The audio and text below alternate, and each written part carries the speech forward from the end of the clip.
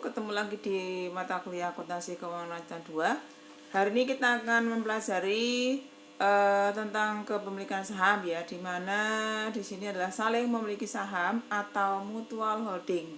Nah, apa yang dimaksud dengan saling memiliki saham di sini? Misalkan ya, ini ada dua perusahaan. Ada dua perusahaan, misalnya PTA dengan PTB. Maka PTA memiliki saham di PTB dan PTB juga memiliki saham di PTA. Jadi itu saling memiliki saham. Nah, ini contohnya seperti ini. Ada PT Semar, kemudian menguasai 80% saham di PT Gareng. Nah, di mana pada saat menguasai 80% saham PT Gareng itu harga pokok dari investasi atau harga peluang dari investasi adalah 160 juta, kemudian mempunyai laba 50 juta.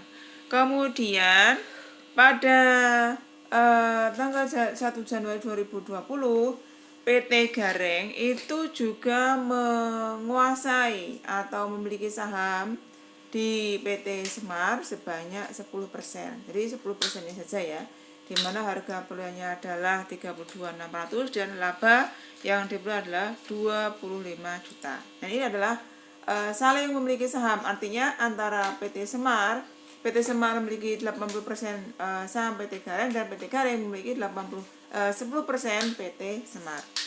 Nah, kemudian posisi modal masing-masing perusahaan adalah sebesar 200 juta dan pembagian laba rugi dan pembagian dividen dari masing-masing perusahaan adalah ini adalah data laba rugi di tahun 2019, kemudian tahun 2020 dan dividen yang dibagikan di tahun 2020 baik di PT Semar maupun PT Gareng.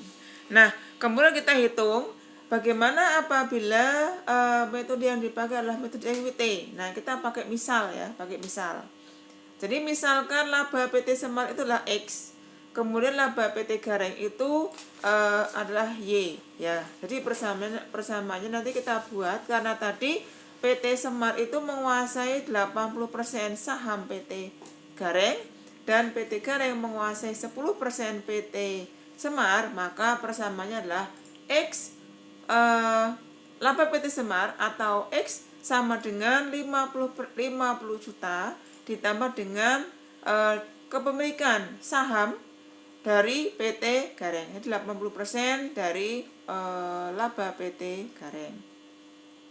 Kemudian ini dari mana asalnya? Dari soal ya ini. Ini dari soal tadi. Jadi tadi kan laba PT Semar ada 50 juta, PT Gareng di 25. Ini pada saat saling memiliki saham ya. Jadi pada saat PT Semar menguasai 80%, kemudian PT Gareng menguasai 10%.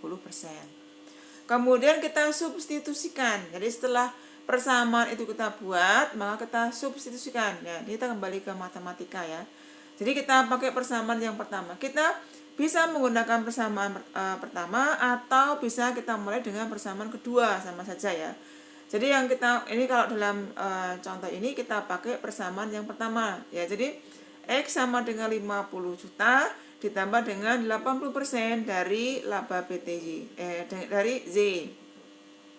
Kemudian ini kita masukkan Y, kita masukkan dari persamaan yang kedua. Jadi 2Y itu kita ganti dengan 25 juta ditambah dengan 0,10 atau 10% dari laba PTX ya. Jadi laba PT Semar ya.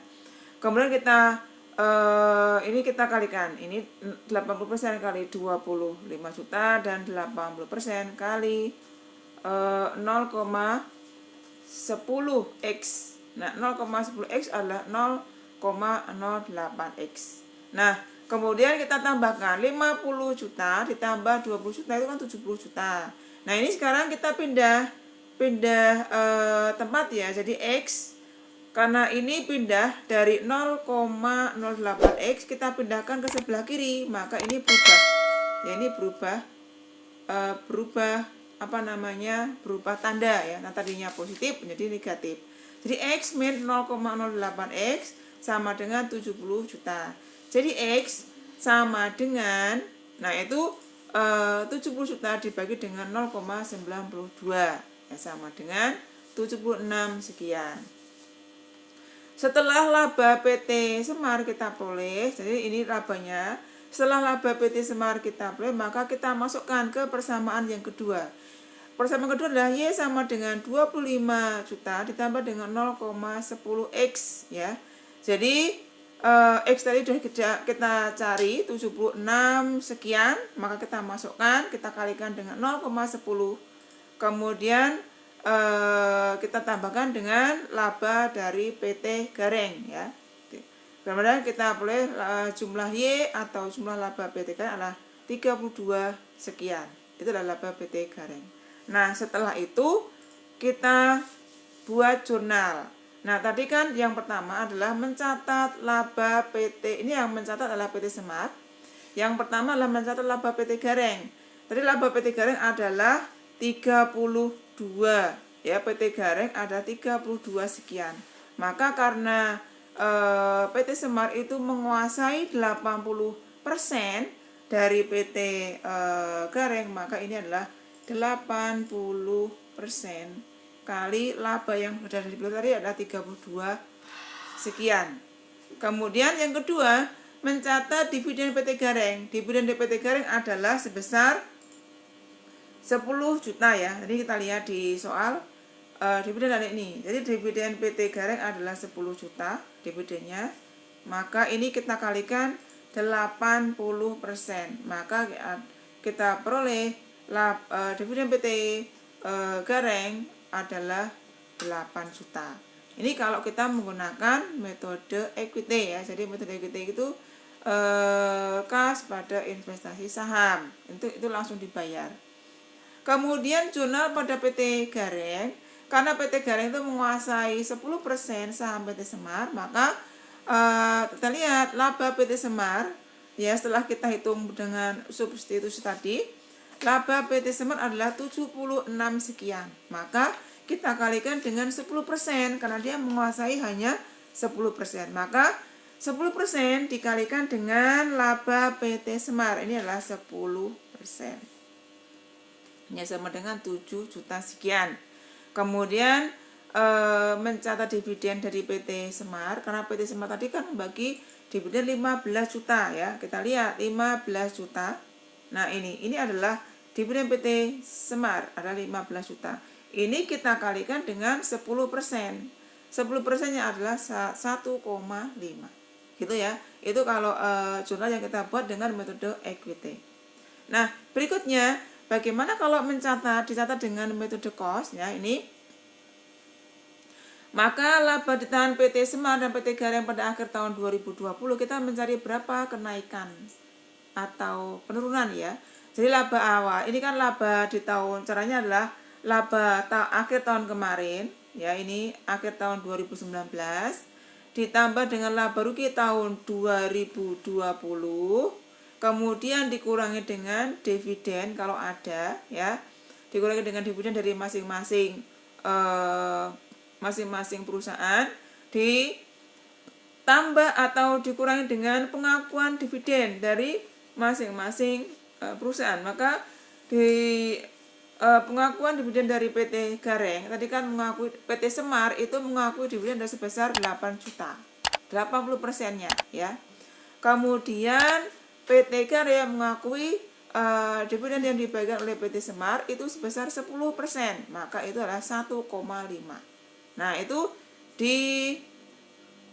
dikurangkan ya, maka karena dividen makanya itu dikurangkan, maka tadi laba awal ditambah dengan laba rugi selama tahun 2020, kemudian dikurangi dengan dividen yang dibagikan oleh masing-masing perusahaan. Jadi ini kan kalau dividen yang dibagikan oleh masing-masing perusahaan itu dikurangkan, kemudian ditambah dengan pengakuan dividen atas kepemilikan saham tadi yang 80% dan 10%. Maka kita ketemu laba akhir tahun 2020.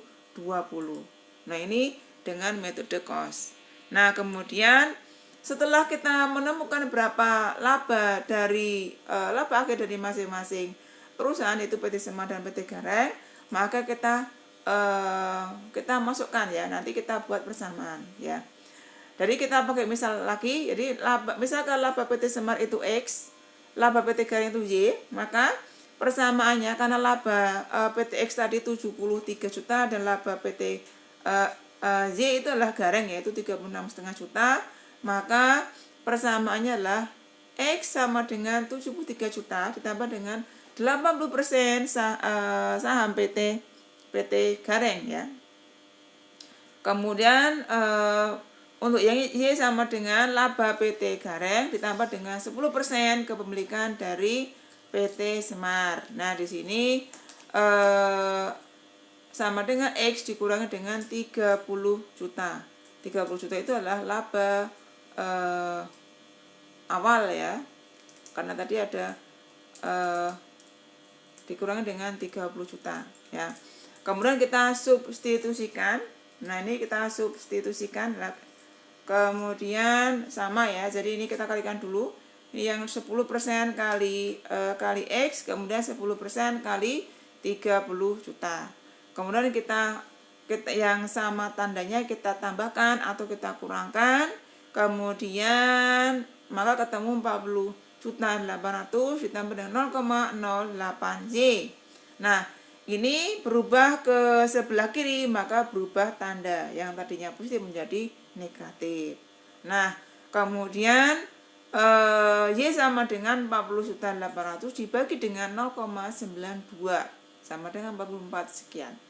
Nah, setelah ketemu laba dari PT Gareng ya, kemudian kita menghitung laba yang ditahan PT Semar. Maka tadi kalau rumusnya adalah persamaannya adalah 73 juta ditambah dengan 0,8%, 0,8 Y, maka Y-nya tadi sudah kita peroleh, maka ini kita masukkan di bawah.